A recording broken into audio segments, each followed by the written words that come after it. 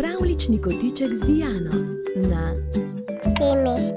Kids TV.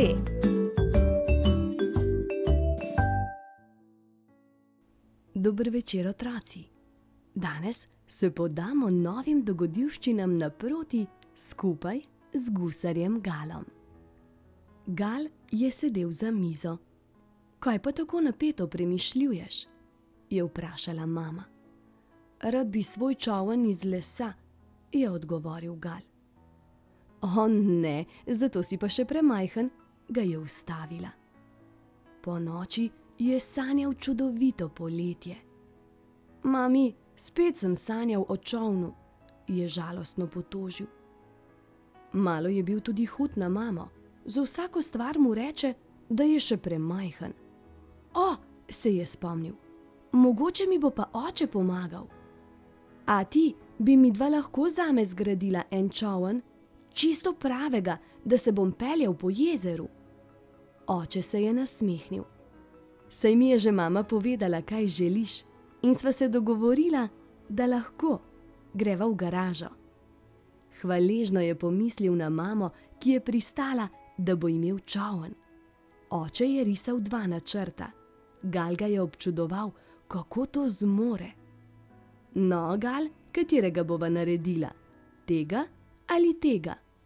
Izbral je koničastega, tisti drugi je bil tak kot zaboj. Najprej sta izžagala dno in stranice.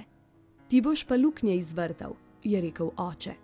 A ti, ne lukenj, čoln bo puščal, se je uprl Gal. Oče je razložil. Skozi luknje bova čoln povezala, tako ne bova potrebovala žebljev. A ti, ali me hecaš? Je previdno vprašal Gal. Čez nekaj trenutkov je že vrtal prve luknje. Au! Je zastokal. Iz omarice za prvo pomoč je oče mirno vzel obliž in pokril rano. Fant, zdaj pa previdneje, prste stran od svedra. Takrat se je pri vratih zaslišal mamin nasmejan glas. Oj, Gal, kje imaš čoln? Nato pa, joj, tvoj prst, kaj se je zgodilo, te zelo boli. Mami, prosim, nehaj, to je malenkost. Je bil pogumen Gal in izvrtal še eno luknjo. Z drobnimi vezmi sta oče in Gal šivala skupaj dno in stranice. Potem sta vmes postavila letev in čoln obrnila okrog. Takrat je prispela babica. Tako je opazila, da ima čoln luknje. Gal se je nasmehnil. Saj jih bova zamašila. Po malici je odločila mama. Oče je za lepljenje pripravil vrečko in iz nje iztiskal lepilo. Tako mama dela piškote, ti pa čoln, se mu je smejal Gal. Ko je mešal barvo, je vprašal, zakaj ni on lepil čolna. Veš, to je posebno lepilo, hitro se strdi, ti boš barval. Kmalu bova brusila, kar pritrdi masko čez usta in nos tako, kot si vadil, je ukazal oče. Gal, si že izbral ime za čoln? Val naj bo. Dobro ime, je rekel oče, pa še hitro se napiše. Poglej, takole bova brusila. Naslednje jutro je Gal z valčkom pobarval čoln, oče pa je nanj napisal ime. A ti, kako bomo čoln peljali do vode? Je skrbelo Gala. Ti ga boš, s posebnim vozičkom. Sosed Filip ga je izdelal zate, pravkar ga pelje sem. O, hvala, se je zasmejal Gal. Ti, Gal, odkot je pa tale gusarska zastava? Je zanimalo očeta. Babi jo je sešila, ded je rekel, da mora vsak pravi čoln imeti zastavo. Za Galom so se napotili k jezeru. Še dedek, ki sicer ni rad šel iz hiše, je prišel. Gal je povabil tudi soseda Filipa. V kozarce so nalili sok. Mama je dvignila kozarec in slovesno rekla: Krstim te z imenom Val. Veselo so nas zdravili.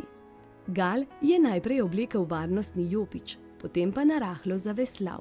Čudovito ga je bilo videti. Oče je določil: lahko odpluješ po jezeru, a ne prav daleč. Ati, videl sem račko! Je hitel mali veslač, ko se je vrnil. Tole jezero je njen dom, Gal, je rekel dedek. Tudi od drugih živali, je poudaril oče. Veslaj dovolj daleč od njih. Naslednji dan je Gal med veslanjem slišal, da ga nekdo kliče. Ej ti, gusar, reši kužka!